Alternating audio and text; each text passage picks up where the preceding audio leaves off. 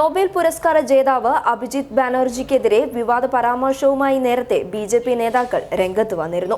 അഭിജിത് ബാനർജി ഇടത് ചായ്വുള്ള ആളാണ് എന്നും അദ്ദേഹത്തിനെ ഇന്ത്യയിലെ ജനങ്ങൾ തള്ളിക്കളഞ്ഞതാണ് എന്നാണ് കേന്ദ്രമന്ത്രി പീയൂഷ് ഗോയൽ കഴിഞ്ഞ ദിവസം നടത്തിയ പരാമർശം.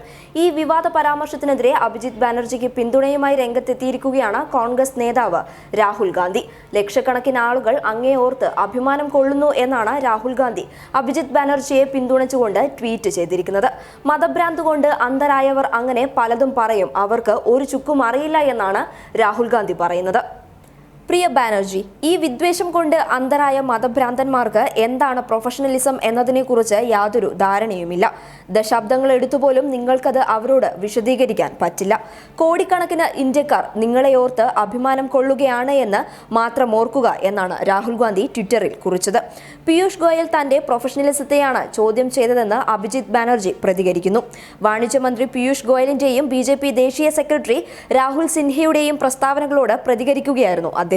ബിജെപി നേതാക്കളുടെ വ്യക്തിപരമായ അധിക്ഷേപം അസ്വസ്ഥതയുണ്ടാക്കിയെന്നും അഭിജിത്ത് പറഞ്ഞിരുന്നു. ബാനർജി ഇടത് ചായ്വുള്ള ആളാണെന്നും ഇന്ത്യയിലെ ജനങ്ങൾ അദ്ദേഹത്തെ തള്ളിക്കളഞ്ഞതാണെന്നുമായിരുന്നു പീയൂഷ് ഗോയൽ പറഞ്ഞത്. ബാനർജിയെ അഭിനന്ദിച്ച ശേഷമായിരുന്നു അധിക്ഷേപിക്കുന്ന രീതിയിലുള്ള മന്ത്രിയുടെ ഈ പ്രതികരണം. രണ്ടാം ഭാര്യ വിദേശിയായിരിക്കുന്നവർക്കാണ് ഏറെയും നോബൽ ലഭിക്കുന്നതെന്നാണ് അഭിജിത്ത് ബാനർജിയുടെ നേട്ടത്തിൽ രാഹുൽ സിൻഹ പരിഹസിച്ചത്. News desk public Kerala.